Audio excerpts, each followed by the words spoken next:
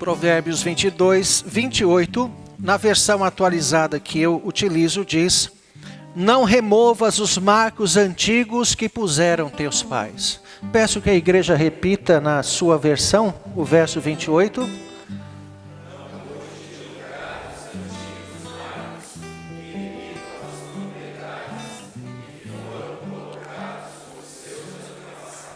Meus irmãos, este verso que nós lemos, se nós observarmos a partir do verso 17 do capítulo 22, vamos perceber que Salomão está fazendo algumas exortações contra a exploração dos menos favorecidos, contra algum tipo de manipulação, de corrupção, tomando algum tipo de medida ilícita para enriquecimento ou para favorecimento próprio contra aqueles menos favorecidos. E como a tradução que os irmãos utilizam bem interpreta isto, porque há um acréscimo bem grande explicativo em relação ao texto original, fala-se dos marcos antigos, fala-se de limites de propriedade. É isto o que diz exatamente esse texto. Salomão está dizendo, está exortando literalmente contra a mexida nos limites de propriedade, invadindo as terras alheias. Portanto, contra este tipo de corrupção.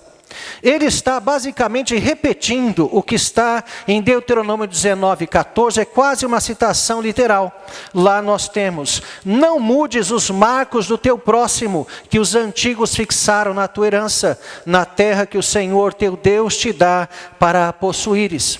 E também no mesmo livro, Deuteronômio, no capítulo 27, no verso 17, quando Moisés está proferindo as maldições em relação à quebra da aliança, os irmãos bem sabem que maldição na Bíblia é tão somente a retribuição de Deus à desobediência. Não é aquela aura negra de poder satânico na vida de alguém, essas bobagens que nós temos ouvido nos nossos dias. Portanto, em Deuteronômio 27, 17, o que nós temos é: maldito aquele que mudar os marcos do teu próximo, e todo o povo dirá amém. Portanto, percebam como esta ideia ou esta prática corrupta de avançar nas propriedades alheias era algo bastante conhecido, a ponto de fazer parte até de uma maldição, de uma exortação direta de Deus contra isto. Então, estritamente falando, é disto que o provérbio trata. No entanto, quando nós até mesmo observamos o gênero literário provérbio, nós percebemos que, embora haja aí esse sentido estrito, pode também ser tomado num sentido polifônico, ou seja, há o exercício de outras vozes também aí neste provérbio, que faz com que a sentença assuma então uma espécie de um significado proverbial, isto é, admite uma interpretação que se aplica como um princípio amplo, como uma ideia muito mais genérica e aquilo que nós recebemos dos antepassados. E viés, neste prisma, sob esta ótica, que eu gostaria de examinar este provérbio. Enxergar que Salomão está nos orientando a respeito daquilo, do legado que nós recebemos dos nossos antepassados. E meus irmãos, quando nós tomamos, portanto, esta afirmação deste modo proverbial, fala-se da importância do procedimento, da importância do comportamento dos antigos para a igreja de hoje. E a primeira coisa que nós vemos, portanto, é Salomão exortar para que nós não removamos, portanto, estes marcos, o não remover. Meus irmãos, há uma tendência atual muito grande de não respeitar, de até mesmo denegrir o legado histórico que nós recebemos dos santos servos e servas do Senhor que viveram na história. Um autor secular, um escritor português chamado Eduardo Lourenço, ele, examinando a sociedade portuguesa do final do século XX, ele percebia o quanto havia uma descontinuidade entre a sua geração e a geração atual. Mesmo não sendo um autor evangélico, ele conseguiu observar uma disjunção, uma verdadeira ruptura entre a geração atual, a juventude de hoje e a própria juventude dele, a época na qual ele foi formado. O autor já tinha cerca de 60 anos no episódio. E a sua avaliação, meus irmãos, indicava então, nas palavras dele, uma geração sem história. Uma geração que despreza completamente o legado que deveria receber com alegria. E que, na verdade, fazia do seu presente, fazia da sua atualidade a sua única história. É uma geração que vive apenas o presente, sem olhar para o que foi a sociedade de outrora, ainda que de um passado recente. Mesmo o passado recente é desprezado e vive-se um esquecimento em relação a isto. Ora, qualquer um que já vive a casa dos 40 anos é capaz de reconhecer inúmeras mudanças de sua própria infância quando compara os dias de hoje. Se muitos de nós que já avançamos a casa dos 40 anos, compararmos a vida que nós tínhamos no início da nossa juventude, no final até mesmo da adolescência, e o que se vive hoje, percebemos que parece que estamos em outro mundo. O sentimento que eu tenho parece um sentimento de uma ampulheta. A minha vida e o meu mundo, o meu tempo parece que se esvai. E não me refiro, meus irmãos, apenas à sociedade, mas também à própria igreja. Quando nós olhamos para a igreja atual, cada vez mais nós percebemos mudanças degenerativas, mudanças que transformam a verdade bíblica em ditos de conveniência.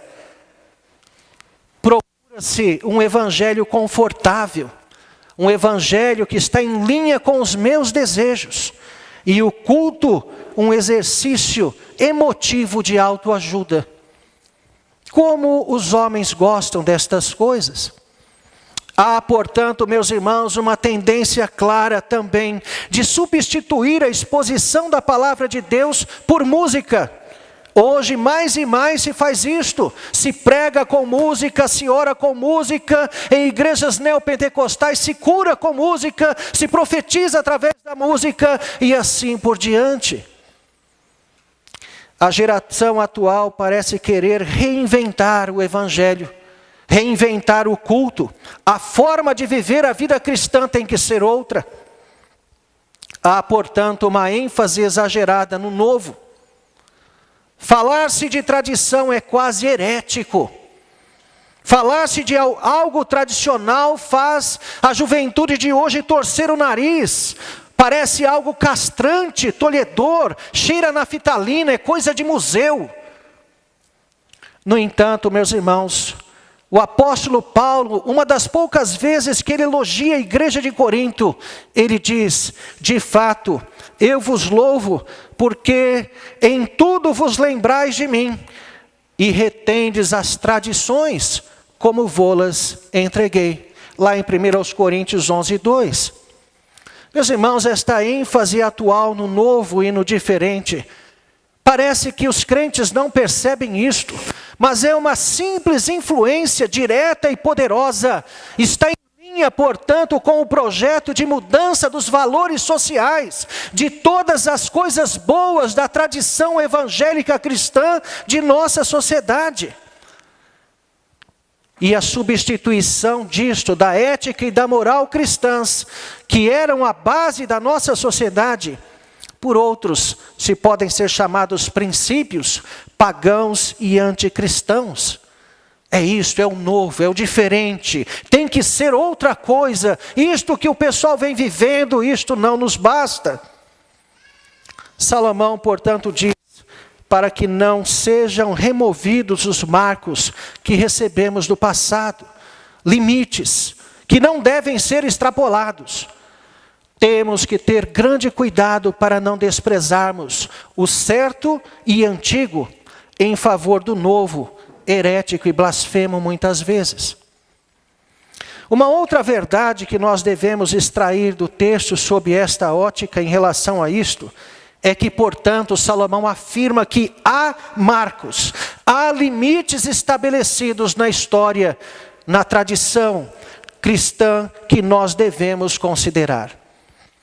Falamos, portanto, meus irmãos, de limites do campo ético e moral. Vividos pelos crentes, que se traduzem, portanto, em práticas que não devem ser ignoradas ou substituídas. Devemos entender, meus irmãos, que há uma única forma de vivência cristã, de viver o Evangelho. E esta única forma é resumida na obediência, na consagração a Deus, em render a Deus e ao Senhor Jesus Cristo toda a nossa vida como expressão de culto para viver por Ele e para Ele. Não há outra forma, tem que ser assim. A Igreja Presbiteriana do Brasil é herdeira de uma tradição puritana belíssima. Os nossos chamados símbolos de fé, a confissão de fé de Westminster, o catecismo maior e menor, eles são diretamente fruto da chamada teologia puritana. E, meus irmãos, esta teologia preza pela pureza doutrinária calcada exclusivamente na fiel exposição bíblica. E sua resultante pureza comportamental, portanto, porque não há como ter uma doutrina pura sem que isto resulte em uma vida pura, que inclui, portanto, a piedade. Isto quer dizer bom tempo passado em oração, tempo atribuído à leitura das Escrituras, bons livros evangélicos, a prática do jejum que é bíblica e o crente hoje simplesmente esqueceu disso, as visitas a irmãos enfermos que ninguém tem mais tempo para isso, todas estas coisas faziam parte da vida dos puritanos e, meus irmãos, todas elas práticas bíblicas, cristãs, encontradas na vida destes santos do passado. Muitos deles missionários, pastores, desde a época também dos apóstolos e dos profetas. Há um livro lançado recentemente, que fala exatamente das vidas dos puritanos, um livro bastante volumoso. Uma das breves biografias que é lá de Joseph Alleine, alguém que viveu entre 1634 e 1668. A sua esposa fala dele assim: ficava muito preocupado se ferreiros ou outros artesãos em seus ofícios, antes de ele estar em comunhão com Deus, muitas vezes dizendo: com este ruído me enche de vergonha. Será que meu mestre não merece mais do que o deles? Ao levantar mesmo em alta madrugada, este homem se ouvia trabalhadores nas suas lides diárias, já trabalhando antes de ele buscar a Deus. Ele sentia vergonha e perguntava a si mesmo: será que o meu mestre não merece mais do que o que eles fazem? Um homem como este hoje, meus irmãos, seria taxado de paranoico e desequilibrado.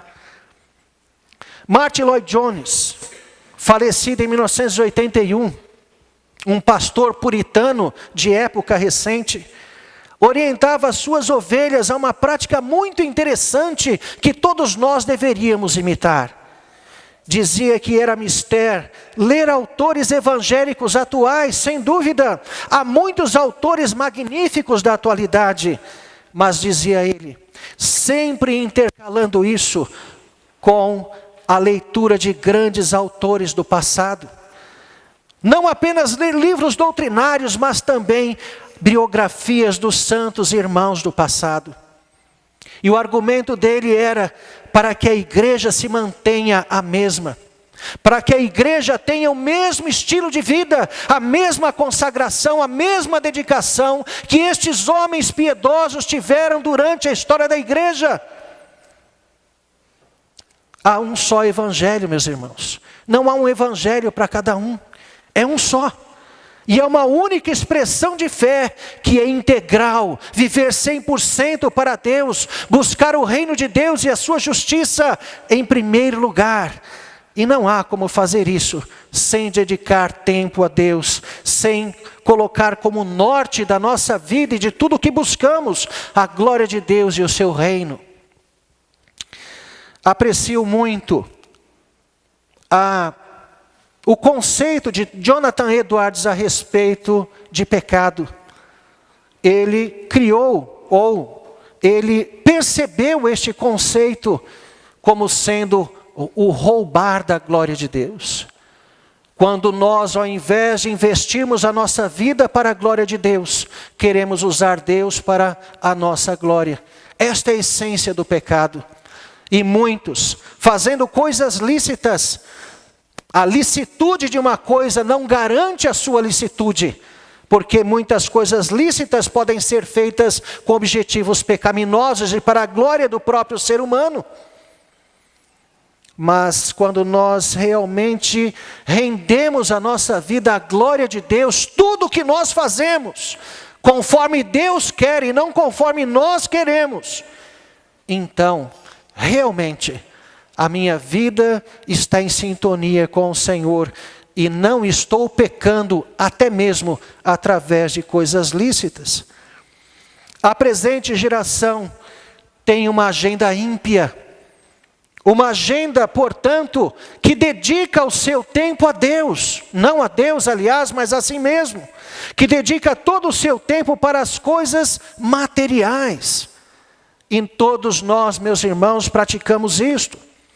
Nós ocupamos todo o nosso tempo da mesma forma, da mesma maneira que os ímpios utilizam. Eles levantam alta madrugada às vezes, ou no princípio da manhã, para fazer algum exercício, depois vão trabalhar, depois à noite vão fazer algum curso, depois alguma outra coisa, e vão dormir perto da meia-noite para acordar o outro dia cedo e fazer as mesmas coisas. Eles não têm tempo para Deus. Não tem tempo para visitar o irmão enfermo, não tem tempo para ir à igreja durante a semana, e a nossa agenda é exatamente igual, idêntica. Às vezes nós achamos que impiedade é viver o pecado. Não, impiedade é não devotar a vida a Deus, para a glória de Deus. Não usar o nosso tempo para Deus, mas para nós mesmos. Nós não podemos desprezar o legado que recebemos dos irmãos do passado. Não podemos romper a linhagem cristã, a forma de vida, as tradições, a mesma dedicação de fé que tiveram os antigos. São marcos que não devem ser removidos, é o que diz Salomão. E por fim, meus irmãos, uma terceira verdade a respeito disso, que pode ser extraída deste provérbio, nesta ótica, é que foram os pais que colocaram esses marcos. São marcos colocados pelos pais. E é interessante notar, meus irmãos, a ênfase no novo.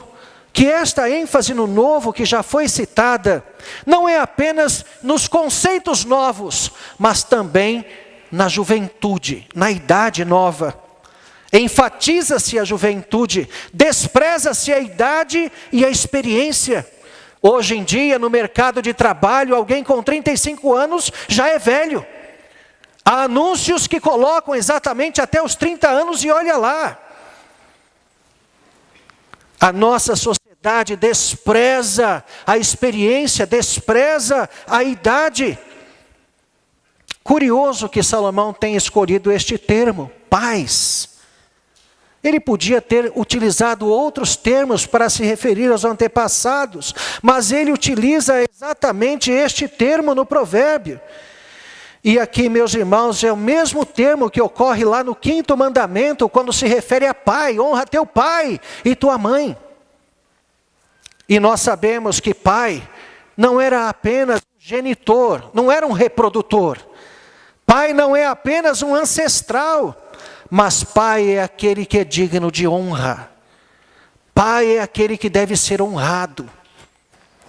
Os pais, tanto tanto os imediatos quanto aqueles do passado não são honrados, não são lembrados, não são mais admirados.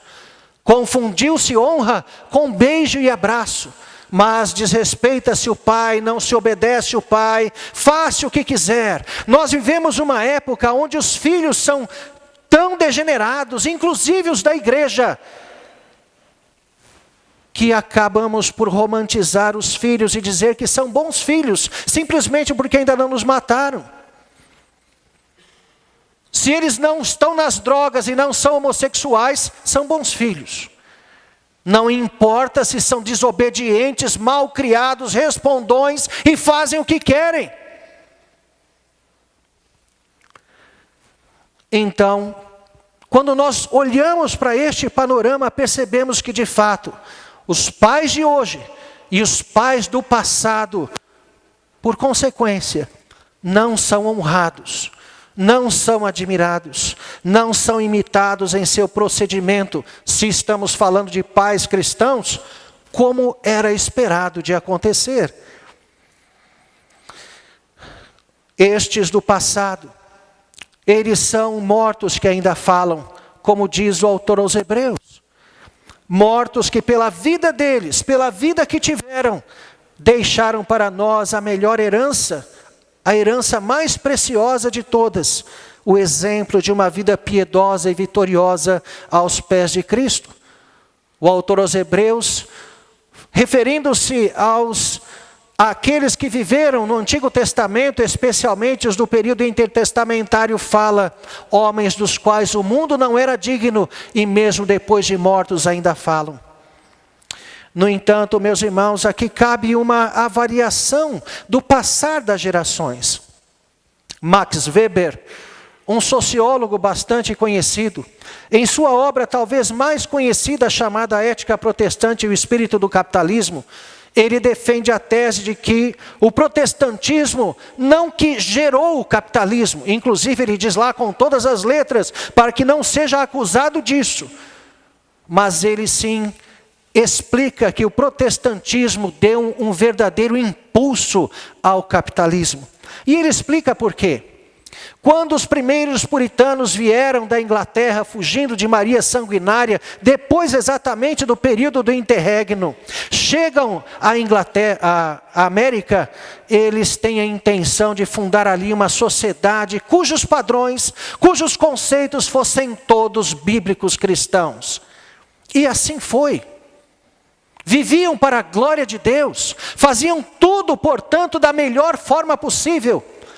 Ora, quando eu no meu trabalho faço tudo da melhor forma possível, qual é o resultado? Esplêndido. Eles se enriqueceram. No entanto, diz Max Weber, aqueles puritanos, por serem religiosos, não tinham o coração na riqueza, no lucro. Viviam de forma simples, mas com o passar das gerações, eles começaram a perder a espiritualidade dos pais, mas mantiveram o mesmo ímpeto no trabalho, portanto o lucro grande continuava, os olhos se desviaram da piedade para o lucro. Muito interessante isto, porque então continuaram a trabalhar com afinco, mas por causa do dinheiro, não por causa de Deus. Não para fazer do trabalho um culto a Deus, como a doutrina da vocação, que os irmãos bem conhecem, preconiza. Um outro autor, chamado Niebuhr, um autor liberal, mas ele faz uma análise interessante da sociedade americana em um livro intitulado As Origens Sociais das Denominações Cristãs. E ele reconhece que as primeiras gerações que chegaram na América tinham uma religiosidade muito mais latente, muito mais pujante do que as gerações que se passaram. Aqui mesmo no Brasil, relacionado com a Igreja Presbiteriana do Brasil, há um fato que não sei se foi consumado e em que pé está, mas havia um oferecimento da igreja armênia, ali da estação do metrô, ser recebida pela Igreja Presbiteriana do Brasil. Isto porque, sendo missão de imigração, um protestantismo de imigração, ou seja, não visava obra missionária, não visava evangelizar o Brasil, mas sim apenas manter a religião da comunidade armênia. As gerações se passaram, não há mais armênios ali praticamente. E a igreja mais próxima deles, doutrinária e liturgicamente, segundo eles mesmos, é a Igreja Presbiteriana do Brasil. Portanto, está havendo, não sei em que pé está, este convite. Portanto, meus irmãos, à medida que as gerações passam, o esfriamento é uma realidade. Mas não deveria ser assim. Se a presente geração se encontra tão fora de rumo, implica diretamente o esfriamento gradativo das gerações imediatamente antecedentes. Isso quer dizer que pais, maridos, não mostram a liderança de Cristo no seu lar. Pais, maridos, que preferem mais o comprometimento com a sua carreira profissional e com os ganhos materiais, do que ter tempo para ser sacerdote da sua casa. E sacerdote do lar, meus irmãos, não é sacrificar qualquer coisa lá, mas é a outra função do sacerdote, que além do sacrifício, ensinava a palavra de Deus ao povo. Jesus ia ao templo ensinar, porque o templo era lugar de ensino. Cabia aos sacerdotes ensinar a lei e os profetas. Mães que têm abandonado a casa e os filhos para construir carreira profissional por influência mundana. É até possível que uma esposa cristã trabalhe, mas desde que ela não sacrifique exageradamente a sua função de mãe e o seu compromisso com o lar. Há um verso muito interessante de Salomão, onde ele diz que a mulher sábia edifica a sua casa, mas a tola, insensata, com as próprias mãos a derruba. E não é que esta mulher insensata quer destruir a sua casa, mas que por ser insensata, mesmo as suas melhores intenções de atitudes resultam apenas destruição. Portanto, meus irmãos, é necessário resgatar o respeito e a honra à história dos pais do passado. A nossa igreja, a igreja de Cristo, não pode querer criar uma nova igreja como se nós não tivéssemos herança histórica. É necessário que os pais da presente geração priorizem o reino de Deus. O marido assuma o papel que é seu de sacerdote do lar. É necessário que jovens e adolescentes deixem a soberba e a jactância de lado, que é uma clara influência do mundanismo em suas vidas, para honrarem seus pais, para respeitarem-nos, para perceber piedade, para imitarem tudo o que for correto. Não removam os marcos antigos. Sejam a mesma igreja de sempre, com a mesma espiritualidade, piedade, o mesmo compromisso. Nós que já, a maioria talvez aqui, não sei, talvez a minoria, que já rompemos a casa dos 40, já ouvimos histórias de crentes, hoje na faixa dos 80, que não mediam esforços para estar na igreja. Pastoreei uma igreja lá no Mato Grosso do Sul, que há 40 anos, portanto não algo tão remoto assim. Vinham de distâncias de 12 a 15 quilômetros a pé, descalços, dos sítios, para chegar na igreja, lavar os pés, calçarem os sapatos que trouxeram nas mãos, para cultuar a Deus. Hoje, uma simples garoa para quem tem carro ou ônibus que passa na própria rua já é impedimento para estar na igreja. Como os crentes mudaram tão rapidamente. As gerações do passado são como que mitos para os nossos dias. Não removam os marcos antigos. Sejam a mesma igreja na prática, na vida piedosa, na vida devocional. Priorizem o reino de Deus. Isto, meus irmãos, caracteriza a igreja cristã desde os seus primórdios. desde que ela foi implantada. Que Deus nos abençoe ricamente. Amém.